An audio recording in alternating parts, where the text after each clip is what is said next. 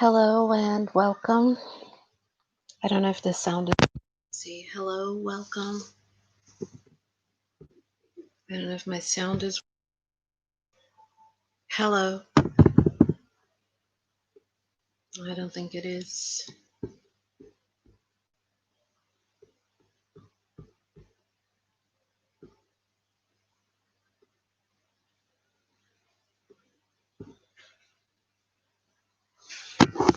I just don't want to start talking and then realize that the sound is not working. Let me open in like an incognito window so I can listen to it.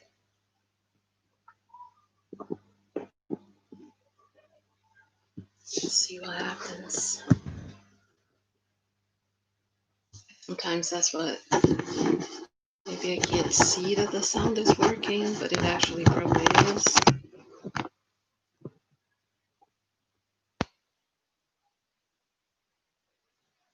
I hope it is, though. There's always noise in the background here. I can't rely on people in the house to shut the F up. Around here, I can't rely on people in the house to shut the. Well, looks like I have sound. Well, I want to talk about this book. It's not very light in here, but I'm gonna turn on the lamp. Most apartments in Norway, the lighting is really bad because they have usually in Brazil and other countries where I've lived, they have a light bulb in the middle of a given room. Here in Norway, it's on the side. So it's always dark. Well, I'd like to talk about this book, Secrets in a Garden. I am actually lucky to know the author of the book. And when it comes to living authors, one of the things that I really like is that you're able to pick their brain. You're able to ask them a question about the work of art that they have put out there. And with literature, if the author is still alive, then you can ask the author, hey, what does this here mean? Is this a symbolic figure for something else? Because often enough, you will analyze the works of Mark Twain, Edgar Allan Poe, or F. Scott Fitzgerald, one of the classics, and they're no longer around to tell us what was written. They can't tell us, okay, I wrote this because of this and that. I meant to convey this and that idea because you're no longer with us. So there's a lot of guessing. There's a lot of, what do you call, like people put too much philosophy into something that perhaps was not meant that way. Well, we start Secrets in the Garden, and we get to know the main character. I have yet to ask the pronunciation if it's Amon or Amon or, but I'm probably going to keep saying it wrong because I don't know yet. I probably should have asked him, the author, before I started this. So we are introduced to this character straight away. The story takes place many decades ago, over centuries ago. And because of that, there is a lot of historical background into it. So a person should know the status of slavery in the United States at that time in order to understand the background for what's going on. I myself am right now reading chapter 10. And in chapter 10, We previously just got to know that Amon went to visit somebody in France, and he's trying to uncover some of the history of his life, and he's trying to uncover some of the mysteries in his life. So there's a touch of the supernatural in this, but again, what is the supernatural? If there is no plausible explanation for something that's going on, is that the supernatural? Or is it poetic license to tell a story without having to ground whatever concepts there are in a reality that is known to all of us? And I like this. I like to be able to not have to attach myself to any boundaries and to just be able to read and go on the journey with the characters. Chapter 10 starts. It was the year 1255.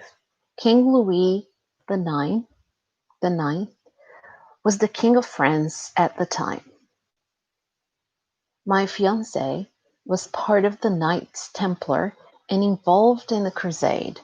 So here, of course, every time you hear I in whatever piece of literature, that will tell you that the narrator of that story might be also involved in the story. It might also be an omniscient narrator who is not a part of the story, but who is telling the story.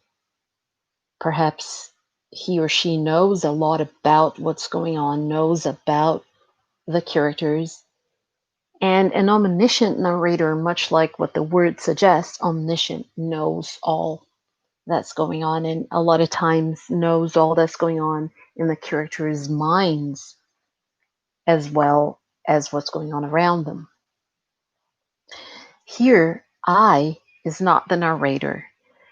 Here we have a person telling Amon, the lady that he went to see in France, is telling him the story of her life. So here we have a few characters that you should know of.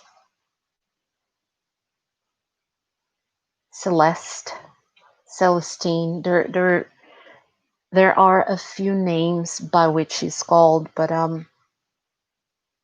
when you can hear the characters' voices almost when you're reading this, because a lot of what Nathan Paltrow does with his characters, the pattern of speech that they will change from character to character. So sometimes he will write phonetically transcribe the way they would sound, their dialect would sound, and you can hear their voices as you read. So, for instance, when the slaves are talking, they have a different type of speech pattern compared to when the other characters are talking.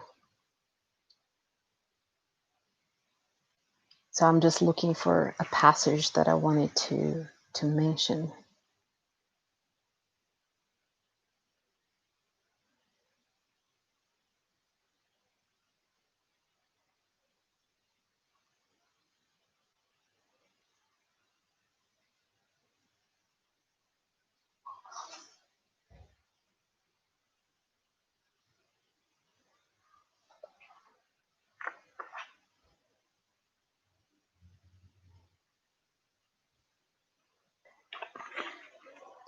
One thing that I really liked about this trip to France is that the descriptions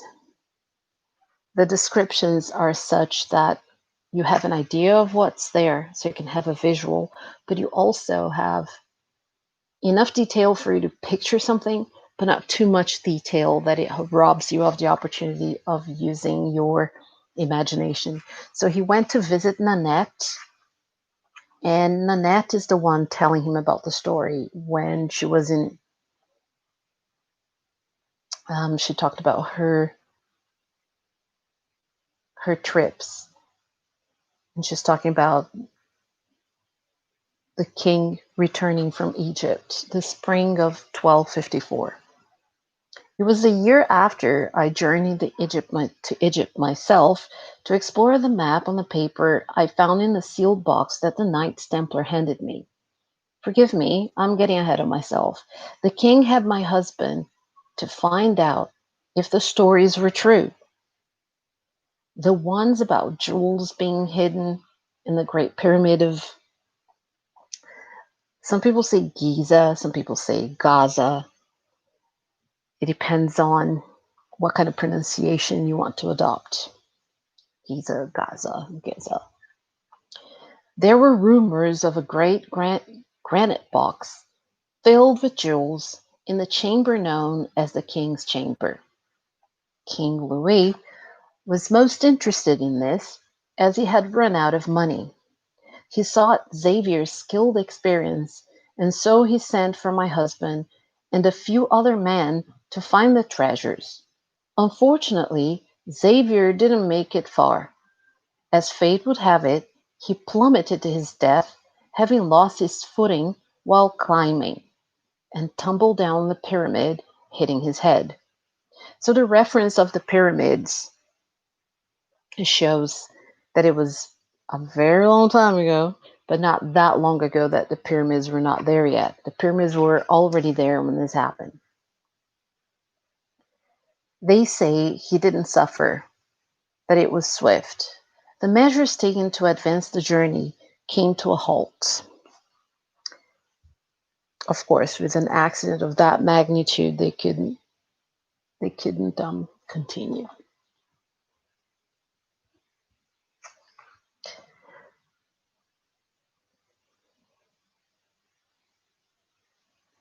All of Xavier's wild journeys and triumphs, and he passes from something so seemingly meaningless, something minuscule. One day, a man that Xavier knew handed me a wooden box that he'd carried with him on his journey. And inside this box, hidden in a secret compartment, was a map with the chambers of the pyramid and arrows, showing the direction of which to find the secret chamber with his precious jewels. Xavier had shared with me adventures of his travels, the things he'd seen, the things he'd heard. So Xavier is a character that, as of yet, I hadn't heard of him before this moment here. But then it's a character that comes in the story through Nanette's words, which a lot of the characters that you will encounter in most literary pieces of work, there are short stories in which there are not that many characters, usually one main character, one focal point to the story.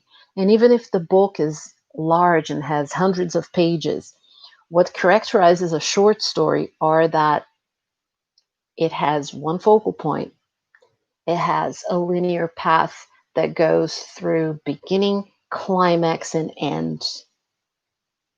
It usually has a critical incident in the very middle, and then the development of that incident towards the end. It's really quick. It is not necessarily long or short, even though the name of it is short story, but it has something to do with the pace, has something to do with a focal point, one main character, maybe two, and not too many other supporting characters around. What happens in a novel, and Secrets in the Garden is a novel. What happens in a novel is that you have many more characters and different focal points. And here, the focal point has shifted to Nanette's narrative. She's now telling her story to Amon. So now it's like a story within the story. She's narrating this part of the story. Xavier had shared with me adventures of his travels, the things he'd seen, the things he'd heard. I was sworn never to mention the jewels in the king's chamber, as it were to remain confident between him and King Louis. I'm saying Louis because it's the King of France. Having been a widow, I suffered managing so scarcely sell goat cheese and baked bread. One stormy night, as I lay wide awake with a painful empty stomach and water dripping on my head that managed to course its way through a crack in the roof, I saw the box only a few feet to me on the table near the bed. I thought of that little map. I held that map in my hand for a while, contemplating the pros and cons of doing the unthinkable. Could I do this on my own? Would I need help? Could it be done? To search the pyramid myself and seek the riches within. Eamon was most fascinated. He leaned forward to better listen, his elbows on the table, his hands propped under his chin. He sipped his wine. Nanette did the same and continued. So here I actually asked the author about Amon and Nanette. So he had known her in his childhood as a caretaker of some sort, if I'm not mistaken. But what I got from the author is that they do have a lot in common. They're both very adventurous. They're not set on their ways and just, yeah, let's just live life as we're meant to do it. No, they're very inquisitive. They're very adventurous and they have that in common. So that's how, as soon as they reconnect when he goes to France to visit her, they immediately share that bond. Keep in mind, this was a time when the pyramids weren't often explored. Much was and is to this day, I think, not known about them. And to this day is the day in which they are there in the story. They're still during slavery period. So slavery was abolished in the United States in 1863. So because there are still slaves, I can estimate the time before that, any time before that. I used Xavier's equipment, ropes with sharp hooks, oil lamps. I had to do this on my own. Nobody could know. I knew the risks that this would involve. But what was life worth living at this point? That's how I looked at it. I was young, broken-hearted, and yes, maybe foolish. But I was desperate, and I thought myself strong.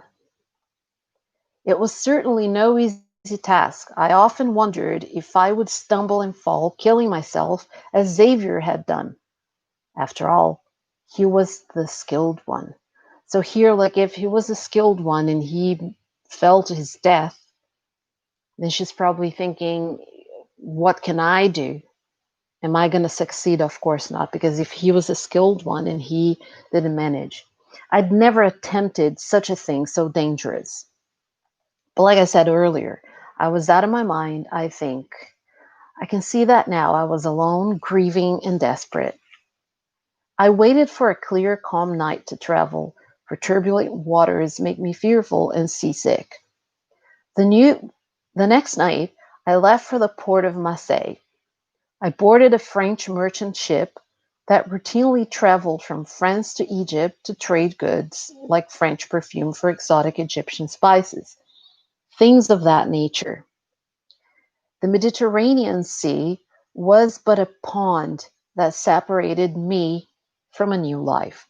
So here, when you have this, I think a lot of people often refer to metaphors, but what I want to talk about is the difference between a metaphor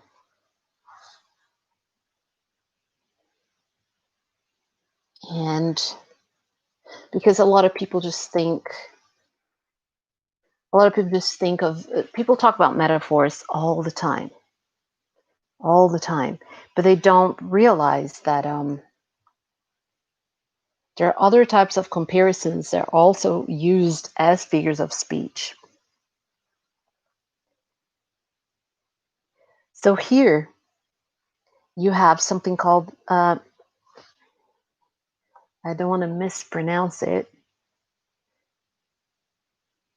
So by the powers invested in me, by this pronouncing dictionary that you can just find anywhere, which is funny because in the 90s, my father and I bought a small gadget.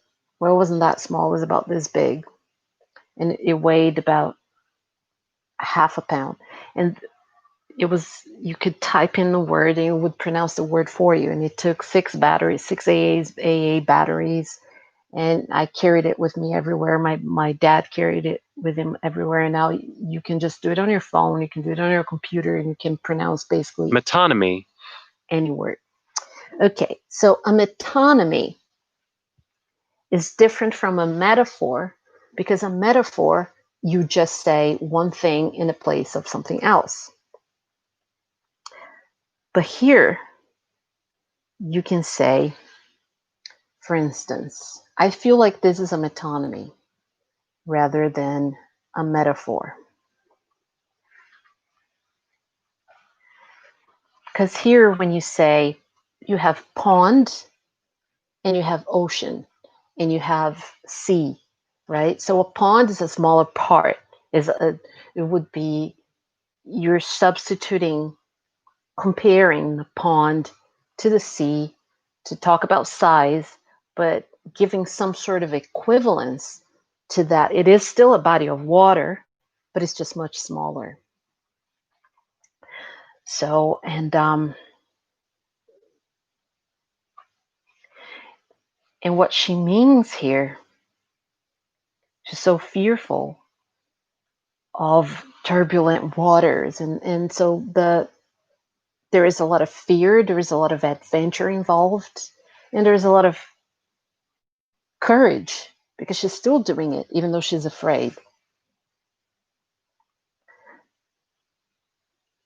So here, when she says the Mediterranean Sea was but a pond that separated me from a new life, what she meant is the magnitude of that sea was nothing to her, because her life, her new life, was going to be heaps bigger, heaps more than what she was experiencing at that moment. And I see that as a metonymy between pond and sea rather than a metaphor.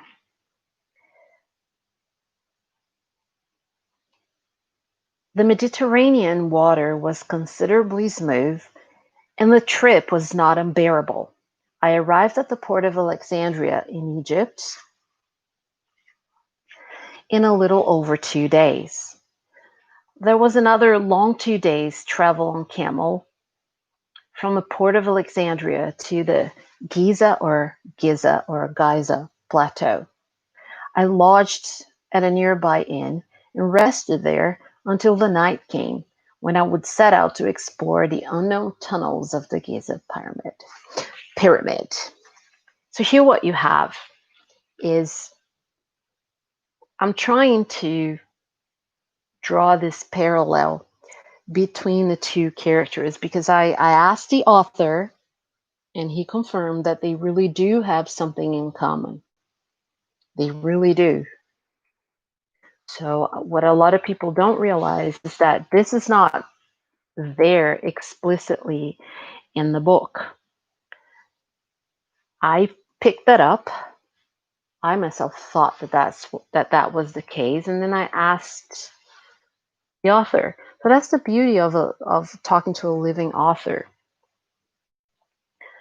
because how else would I ever have known? How else would I ever have known?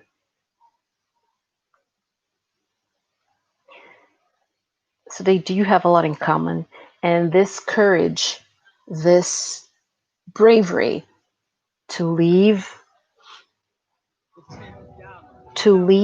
and go all the way to France in search of his history is the same type of courage that Nanette is showing when she went to Egypt. This word is pronounced Giza. Giza. Giza is the third largest city in Egypt. I'm getting on different places here the pronunciation of the word, but I don't really trust someone who has too thick an accent in their native language when they're trying to give you what the pronunciation is. So I'd rather go to, because I think you can have a very thick accent and communicate effectively, but I still think that your pronunciation should be intelligible so that people can understand what you're saying. Giza. Giza, the Giza pyramids. I always have like this, I want to say pie instead of pyramid, even though I know it's wrong. The climb up the pyramid was not as difficult as I'd believed it would be, and the entrance wasn't blocked as I'd expected. It was once I was inside the pyramid that the real difficulty started. I had to keep my balance on the steep slopes of the tunnel, the ascending passage to the king's chamber. A small oil lamp lit the way in the darkness, the light only bright enough to walk step by step. I came upon a square room with, see, again, she's exploring this. She is afraid. She is being cautious, but she's still brave enough to go through with it. And I do draw a parallel between that and the fact that Eamon went all the way to France because he felt like Nanette would know the story. Nanette would be able to clear the path for him. He had a lot of doubts about, he knew some things about what happened to his mother, but he didn't know everything. I don't want to say too much because I still want people to read the book. So there are certain things I'm not going to allude to because I want people to read the book. The book is really, really, really good. Granite. So the granite box, to me, every time there is a box, every time there's some container that you have to open to uncover something, it gives you that image of a treasure, of something coveted, something that people want, and you have access to it. And then you have to make the decision, what are you going to do with it? So the granite box, the box that is now referred to as the sarcophagus. So the box is actually, a sarcophagus is like a coffin for how people were buried back in Egypt. The had at one time been moved, for there was a gap at the top. I laid down the oil lamp, folded the map, and put it away.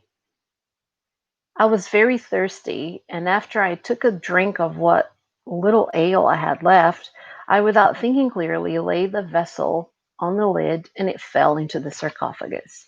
I tried to remove the lid by pushing with all my strength, but it simply would not budge. So here, what I like about how the descriptions of actions and everything that's happening in Nate Partlow's stories, the narrative takes you somewhere where you're holding your breath with the character as this is happening. As this is happening, you're feeling, oh no, what's going to happen next? And then you can't put the book down because you want to know what's going to happen. What I do, I read, I don't take a book and just read it in one go. I read some chapters more than once. I read paragraphs and I analyze them so I can understand and also really enjoy the work. I'm a literature teacher, so I can't just like, oh, I'm just going to read it real fast. It doesn't work that way for me. So here you see this incident with what fell into the sarcophagus, and you can feel her panic at that moment.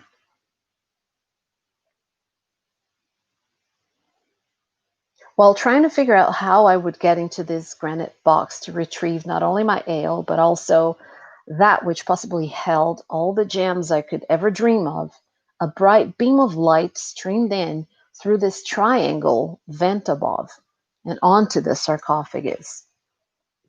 I looked to see, and as I looked up, I could see the source of this mysterious light was coming from what appeared to be a star. This light gradually grew brighter and brighter until it became so bright that I could no longer look at it. In fact, I could no longer see anything at all. The whole chamber was filled with this magical encompassing light. Bright as 100 suns glowing, I could see nothing but pure light. Blinded,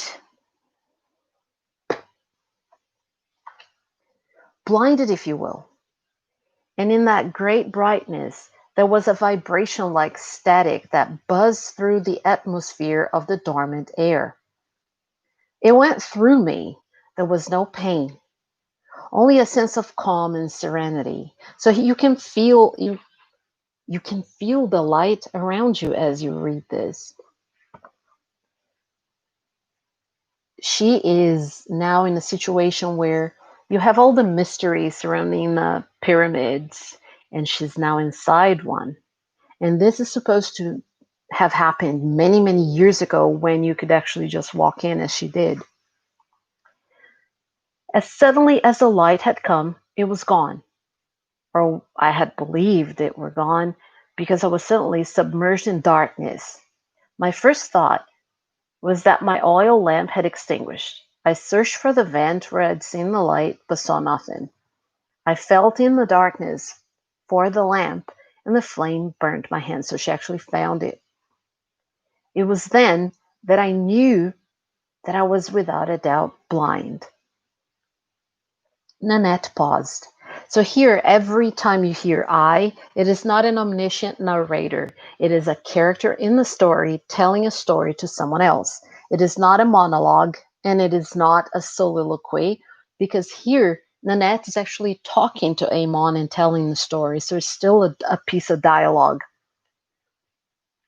Nanette paused. She sipped her wine. Amon was mesmerized. Both of them said nothing to the other as the controlled flames in the room danced on their faces and cast shadows on the walls, giving the story a dramatic ambiance. Amon thinking of all she said, and Nanette more than likely reminiscing. I know it's hard to believe, she said, but these things, I tell you, are true. Amon didn't doubt her. Had somebody else told him this, perhaps he would have doubted, but he believed her. More wine? She asked him. So now all of a sudden, it's interesting that these subtleties of the narrative, when the narrative stops briefly, she stops telling the story and just offers him more wine, and then we're brought back to the present. So there are flashbacks and flash forwards in the story. The flashback was Nanette telling the story of what happened in Egypt. And then when she says more wine and she comes back in, she brings us back to the present. The present is Amon is in France talking to her. No, mademoiselle, I'm fine, thank you. Mademoiselle, she exclaimed with laughter. How humorous. Using the word ma'am in French. Please don't stop, said Amon. Tell me the rest. I wasn't sure how much time had passed in that chamber, in the darkness, but I became hungry and thirsty. I reached deep into the sarcophagus for my drinking container. I found it, brought it up, and tilted the contents into my mouth. It was not ale. The taste was just slightly metallic, perhaps copper. I believed it to be blood. I still think it was blood. How was it not dried up? I can't tell you. I'm not even certain that's indeed what it was. In either case, before I realized this, I'd already drank whatever was remaining in that clay pot. I thought it was my clay pot. It was so similar. In a matter of seconds, I felt amazingly splendid. Every ache that I had ever had or fractured bones that I'd ever endured were mended. So here we have something that could be a magic potion or an elixir that is actually curing her of her ailments. And that's fascinating. The elements of the supernatural are always fascinating because you have something called fantastic realism in Brazilian literature where there's you don't need to explain to the reader why certain things are possible. They just are. And that's the beauty of fantastic realism, which is some of the style that I see in some of Nate Partlow's books, because he is a very spiritual author. He has a great understanding of how he sees the universe and the connection between that and our present, past, and future. He has a great understanding of what happens perhaps after death and that relationship between the living world and the world of the dead. So those two worlds are still connected. And the supernatural is a great presence in a lot of his books. I've talked for 36 minutes. I will come back to this at some point.